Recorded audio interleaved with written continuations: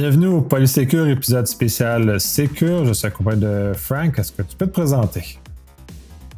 Oui, bonjour Nicolas, bonjour tout le monde. Franck Désert, écoute, je suis Cloud Senior Architect dans une société médicale à Ottawa. Ça fait 36 ans que je fais de l'informatique, tombé un peu dedans depuis tout petit, et dans le cloud depuis les années 2010-2011, donc ça fait quand même un bout maintenant. Et dans la sécurité, pareil, depuis depuis le virus Brain en 1986, donc ça date pas d'hier, évidemment. Voilà, et puis ravi de refaire partie, comme de la première année, de l'aventure de Secure cette année en 2024. Absolument, ça que tu viens présenter. Quel est le titre de ton sujet et un peu une brève description cette fois? La présentation est une présentation qui, en l'occurrence, comme le dit le titre, la technologie arme de destruction massive. En fait, en gros, ça reprend et ça va parler essentiellement de qu'est-ce qui peut être fait avec la technologie aujourd'hui.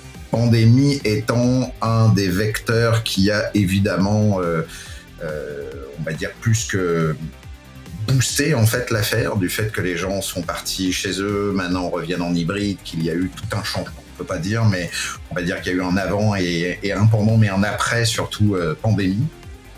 Et puis avec tout ce biais au-delà de la pandémie, ça a généré d'autres affaires. Et ces autres affaires ont généré quoi ? Ont généré que tout ce qui était harcèlement était évidemment de plus en plus grave, de plus en plus fort. Tout ce qui était problématique, et là on le retrouve dans toutes les sphères humaines à aujourd'hui, qui sont les sphères amicales, les sphères surtout des réseaux sociaux, puisqu'on ne va pas évidemment préciser que les réseaux sociaux en sont l'essence même.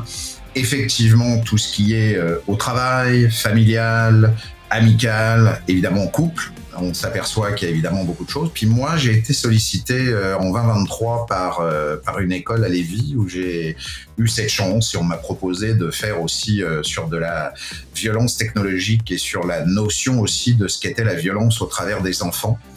Et je suis tombé dans, comme le film 8 mm de Nicolas Cage, sans vouloir faire, peut-être c'est un de ses super bons films, au-delà de Ghost Rider, mais d'être tombé dans les, je sais pas si certains connaissent les Smurf movies, c'est-à-dire vraiment les vidéos très crades et interdites qui vont jusqu'à de la torture ou des choses un petit peu complètement délire là-dessus. Et donc, s'il y a ça, c'est comme un peu la pornographie ou la pédopornographie. S'il y en a, c'est qu'il y a des gens qui sont là pour le regarder. Donc je suis rentré un petit peu corps et âme et c'est marrant de le dire, dans tout ce truc. Ça m'a toujours touché. J'ai toujours travaillé avec Bouclier.org en France contre le côté de la pédopornographie au travers des enfants et autres. Et les enfants, là, je touchais que du secondaire 1 jusqu'au secondaire 5. Et donc, ça m'a fait réfléchir en tant que parent. Ça me fait réfléchir au niveau de la technologie. C'est assez impressionnant. Donc tout ça, j'ai envie de le représenter avec évidemment le warfare, c'est-à-dire tout ce qui a été la guerre. Je vais moins y mettre de temps parce que tout le monde a bien entendu, à part s'il est dans des grottes, tout ce qui se passe, que ce soit l'Ukraine, la Russie, la Palestine, l'Israël et compagnie, tout ce qu'il y a eu à date. On est quand même en 2024, particulièrement bizarre aussi, c'est qu'on a 196 pays, c'est 72 pays qui repassent sur des élections, en plus ou moins faussé ou pas, mais c'est quand même pas la moitié de la planète, mais presque. Donc automatiquement, voilà, je vais rentrer que la technologie nous gère là-dessus et que si les parents, si nous-mêmes, on met pas un break sur le frein et avec l'IA et compagnie, on va avoir de sérieux problèmes. C'est pour ça que ça devient une arme de destruction massive. Voilà. Très hâte d'écouter ça.